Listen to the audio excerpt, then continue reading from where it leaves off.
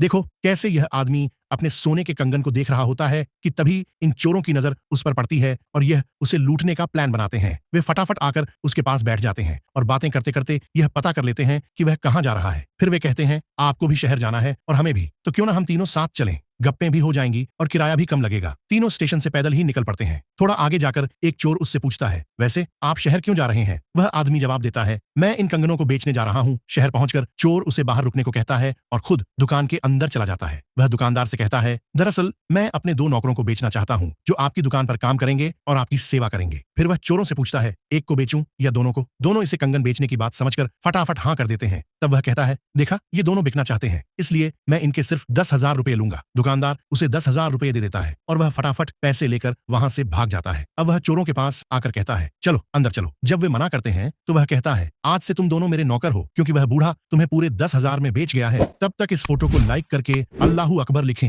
ये सुनते ही बेचारे चोर सदमे में चले जाते हैं।